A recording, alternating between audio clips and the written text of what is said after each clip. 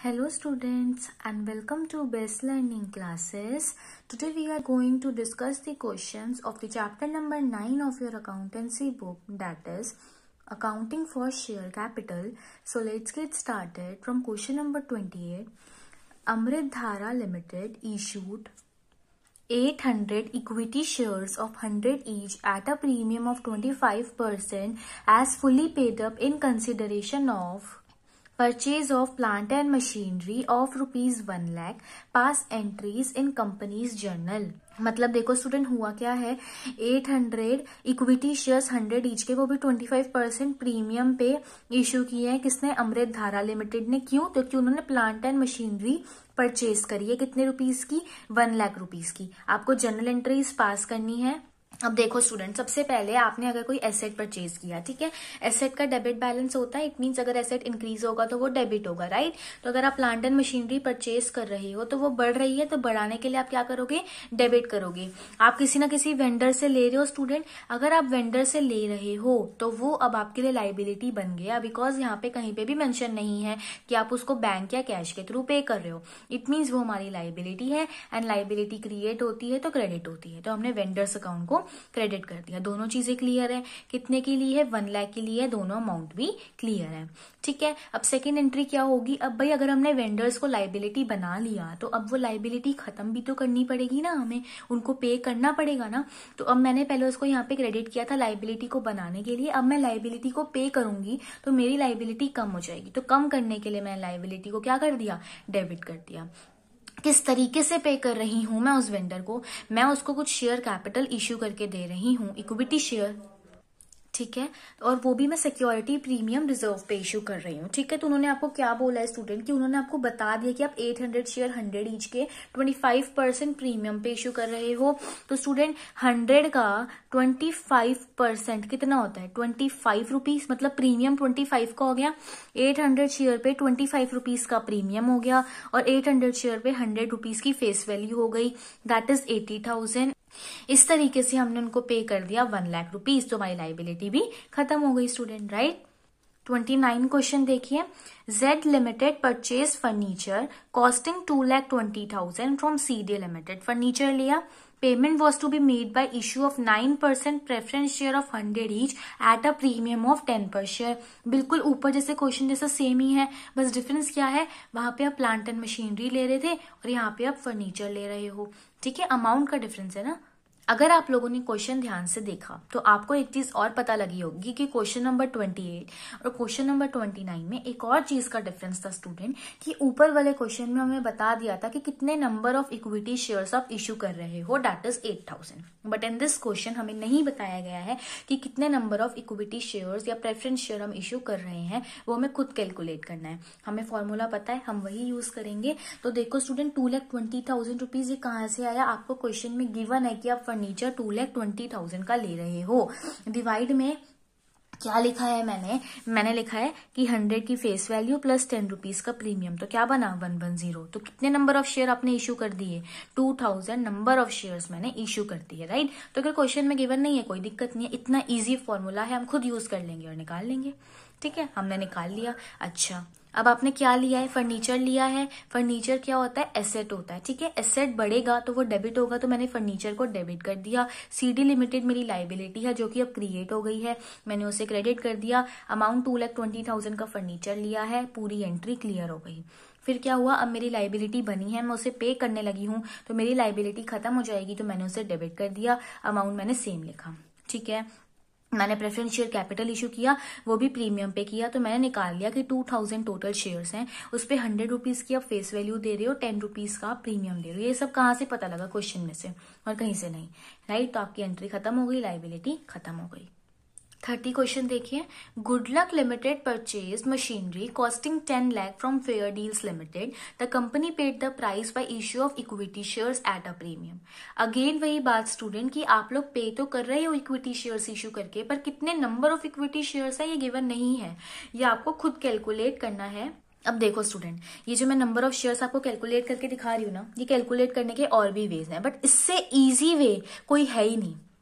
Answer आपका same ही आने वाला है, बट उसके लिए एक अलग फॉर्मूला लर्न कीजिए एंड ऑल ऑफ दैट, मैं वो नहीं चाहती हूँ। तो मैंने सबसे सिंपल वे आपको यहाँ पे लिख के दिखाया हुआ है, ठीक है। तो कितने आप प्राइस का एसेट ले रहे हो, जैसे ऊपर 2,20,000 का था, यहाँ पे 10 लाख का है, तो मैंने 10 लाख लिखा। वहां पे भी मैंने उस अमाउंट में प्रीमियम को प्लस कर दिया था। सेम उसी तरीके से मैं यहाँ पे भी यही करूंगी।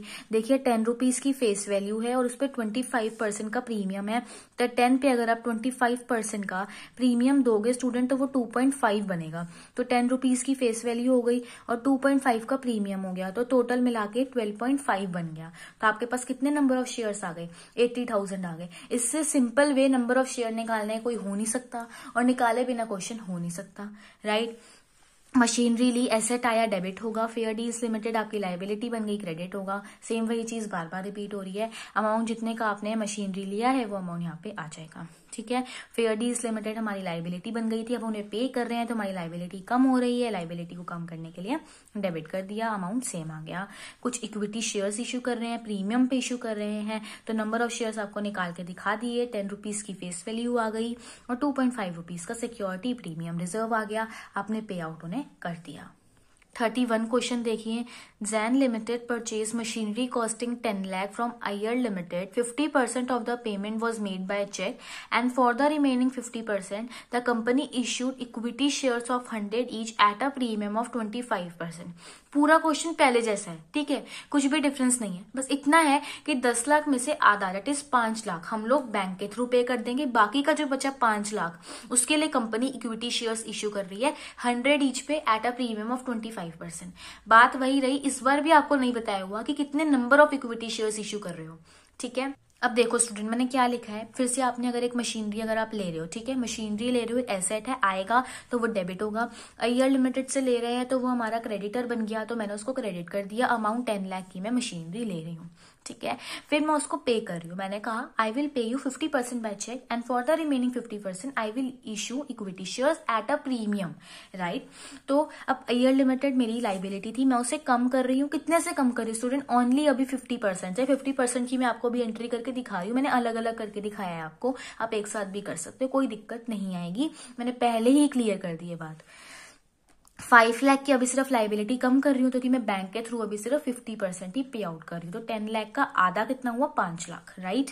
अब देखो स्टूडेंट, मैंने यहाँ नंबर ऑफ शेयर्स निकालने के लिए 5 लाख यूज किया है, क्योंकि सिर्फ 5 लाख पे करने के लिए ही मैं इक्विटी शेयर्स इश्यू कर रही हूँ। स्टूडेंट ये गलती मत कीजिएगा कि आप यहाँ पे 10 लाख ले लें, क्योंकि 10 लाख में से 5 लाख आप ऑलरेडी पे कर चुके हो, तो अब सिर्फ वो जो 5 लाख बचा है उसके लिए इक्विटी शेयर्स इश्यू कर रहे हो, तो वो गलती मत करना। यहाँ पे 5 लाख ही आएगा, सबसे इंपॉर्टेंट चीज है ये, क्योंकि ये गलत हो गया ना स्टूडेंट, तो आपकी ये पूरी एंट्री के सारे अमाउंट रॉन्ग हो जाएंगे, तो वो मैं नहीं चाहती हूँ। तो please keep this in your mind, right, कि जितना हम पे कर देते हैं उसके लिए अब इक्विटी शेयर्स इश्यू नहीं कर रहे हैं, ठीक है। उन्होंने आपको क्वेश्चन नंबर 31 में क्या बोला हुआ है कि आप लोग 100 each at a premium of 25% ले रहे हो, राइट। तो देखो मैंने क्या लिखा कि 100 ईच और प्रीमियम 25% का आ गया, तो 125 ही आपका अमाउंट बन गया, तो आपके पास नंबर ऑफ शेयर 4000 आ गए। देखो सेम फॉर्मूला यूज हुआ, बस अमाउंट का थोड़ा मैंने क्लैरिफाई किया आप लोगों को, ठीक है।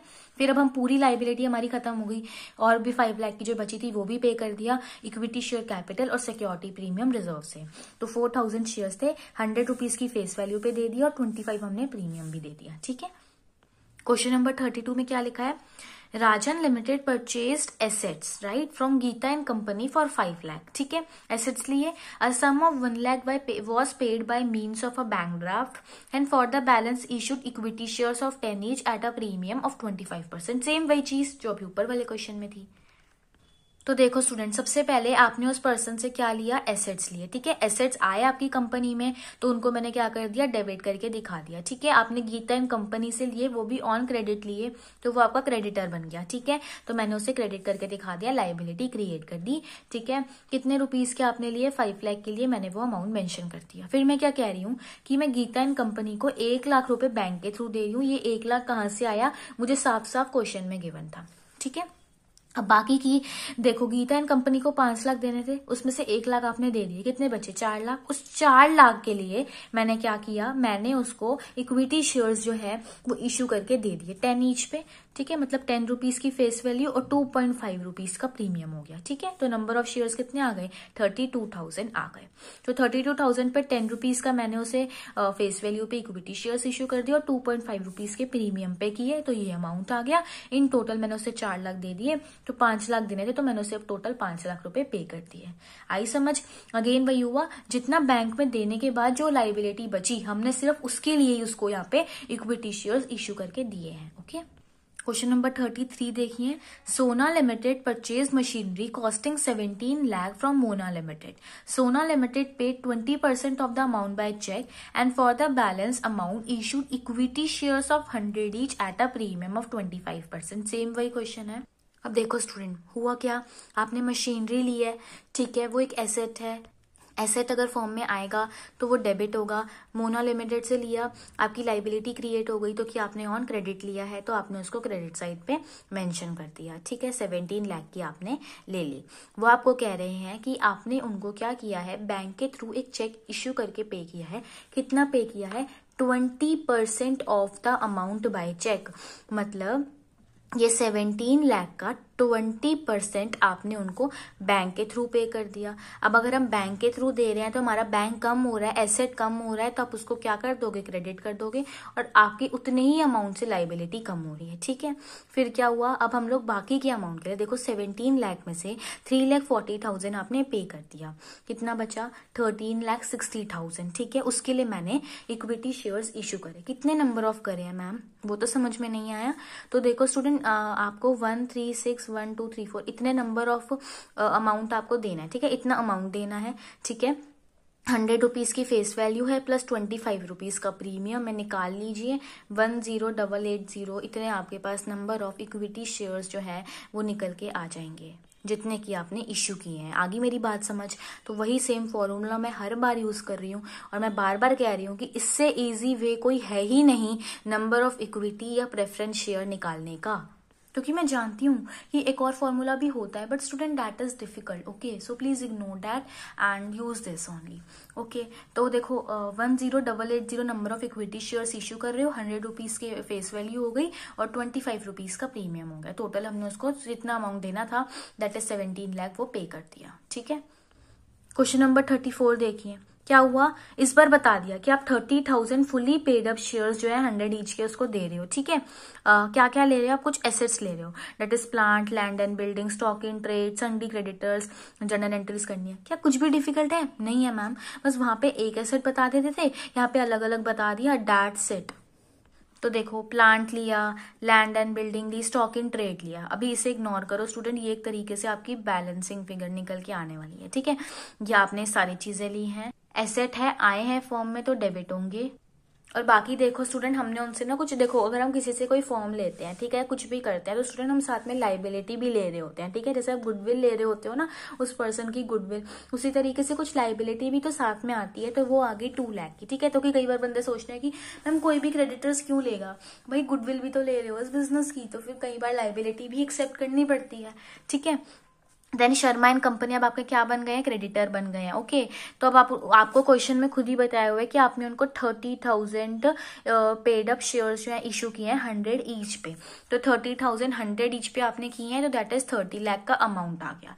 अब देखो यहाँ पे टोटल करके 32 लाख बन रहा है, और अगर यहाँ पे गुडविल ना हो तो ये 28 लाख बन रहा है। तो 28 यहाँ पे बन रहा है, वहाँ 32, तो 32 minus 28 gives you 4 lakh. Student ये तो सिंपल मैथ्स है, you can do it by yourself as well, but मैंने स्टिल बताया। तो ये बैलेंसिंग फिगर जो बची, जो कि डेबिट साइड पे बचेगी तो हमेशा गुडविल, और क्रेडिट साइड पे आएगी तो कैपिटल रिजर्व। मैं वो भी चीज बताती हूँ जो उस क्वेश्चन में नहीं होती, क्योंकि जरूरी नहीं है कि एग्जाम में सेम क्वेश्चन पूछा जाएगा। तो जो मैं बताती हूँ ना, उसे ध्यान में रखा कीजिए। तो देखिए, अब पे करने की बात आई तो इस पर कुछ भी प्रीमियम नहीं है स्टूडेंट, और डायरेक्टली सिर्फ 2 शेयर कैपिटल आ जाएगा।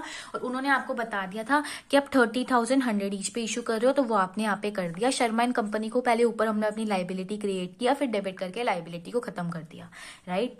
देखो 35 क्वेश्चन में क्या बोला हुआ है कि संदेश लिमिटेड ने एसेट्स लिए, लाइबिलिटीज ली 459500 के लिए, 8500 एक बैंक के थ्रू दे दिया, ठीक है। और बाकी का जो बैलेंस था उसके लिए हमने इक्विटी शेयर्स इशू किए हैं 10 ईच पे एट अ प्रीमियम ऑफ 10%। तो स्टूडेंट अगेन वही बात है, कितने number of equity shares issue कर रहे हो वो इस बार हमें नहीं बताया गया है, ठीक है। अब देखो आपने एसेट्स लिए 7 लाख के, लाइबिलिटीज ली 2 लाख की, कंसिडरेशन कितना दे रहे हो 459500 दे रहे हो। तो स्टूडेंट इस बार बैलेंसिंग फिगर किधर आ रही है, क्रेडिट साइड पे आ रही है। तो क्रेडिट साइड पे जब भी बैलेंसिंग फिगर आएगी तो उसको क्या नाम दिया जाएगा, कैपिटल रिजर्व दिया जाएगा। तो यहाँ पे कैपिटल रिजर्व जो है वो बन गया। आगे बात समझ, चलिए मैम आ गई। अच्छा फिर आप क्या कह रहे हो कि आपने ना उससे एक बिल एक्सेप्ट कर लिया कि भैया हम आपको 3 मंथ्स बाद पे कर देंगे। जैसे कि मैंने बताया था पिछले क्वेश्चन में ही बताया था, पिछली वीडियो में सॉरी, कि बिल रिसीवेबल और बिल पेएबल ऐसे ही होते हैं, जिसमें हम इस तरीके से पे या हमें मिलता है 3 मंथ्स या 6 मंथ्स या 9 मंथ्स के अकॉर्डिंगली। तो इसमें हमने एक बिल एक्सेप्ट किया कि we will pay you after 3 months, right, ऐसा कि आपको क्वेश्चन में गिवन है, ठीक है। ओके तो अब स्टूडेंट हमने एक बिल पेबल एक्सेप्ट कर लिया तो वो हमारी लाइबिलिटी बन गई। लाइबिलिटी मैंने बना दिया और मैं उतने से उसकी जो देखो बिल पेबल को मैंने लाइबिलिटी अपनी बना ली और संचार लिमिटेड की लाइबिलिटी उतने से कम कर दी। समझने की कोशिश कीजिए, बैलेंस शीट में आपने जितनी आपकी लाइबिलिटी थी वो उतनी ही रही है अभी भी, बस संचार लिमिटेड के अकाउंट में कम होगी, बिल पेबल हमने अपने बढ़ा दिए। नहीं समझ आया, इतना ध्यान देने की जरूरत नहीं है, लॉजिकली सोचिए। ये संचार लिमिटेड यहाँ पे लाइबिलिटी बनाई थी उसे कम कर दो और बिल पेबल अब आप लाइबिलिटी क्रिएट कर रहे हो, क्रिएट करने के लिए क्रेडिट करोगे। आगे बात समझ, अमाउंट कहाँ से आया, क्वेश्चन में गिवन है, ठीक है। तो ये गलती मत कीजिएगा, क्वेश्चन ध्यान से पढ़िएगा। उन्होंने ये बोला है कि पेबल आफ्टर 3 मंथ्स, आपने एक ड्राफ्ट जो है वो फेवर में ले लिया है। तो स्टूडेंट अभी आप इसमें 2 बैंक नहीं लिखोगे, अभी पे नहीं कर रहे हो, आफ्टर 3 मंथ्स पे करोगे, ठीक है। फॉर एग्जांपल अगर हम ये एंट्रीज 31 मार्च पे कर रहे हैं तो अप्रैल मई जून में जाके ये एंट्रीज जो है बिल पेबल वाली तब बैंक के थ्रू पे होंगी। अभी हमने सिर्फ बिल एक्सेप्ट किया है, तो keep this in your mind, right. अभी मैंने लिखा है कि बीइंग एक्सेप्टेड बिल, ओके। अब क्या हुआ, बाकी की लाइबिलिटी बची, देखो 4,59,500 में से 8,500 तो यहाँ से चला गया, बचा 4,51,000। तो मैम कितने number of equity shares issue करें, अब ये आप खुद बताइए। देखिए 4,51,000 लाइबिलिटी बची है, ठीक है। कितनी बची है, 4,51,000। आपको कितना पे करना है, 10 रुपीज की फेस वैल्यू और 1 रुपीज का प्रीमियम। तो टोटल कितना हो गया स्टूडेंट, 11 रुपीज। तो कितने नंबर ऑफ शेयर्स आ गए, 41,000 आ गए। अब तो खुद ही समझ में आ गया कि मैम इतनी लाइबिलिटी बची थी, इतना फेस वैल्यू, इतना प्रीमियम, ठीक है भाई, इतने शेयर्स आ गए, 10 rupees face value, 1 rupees premium, निकल के आ गया, अमाउंट पे कर दिया, लाइबिलिटी खत्म, क्वेश्चन खत्म।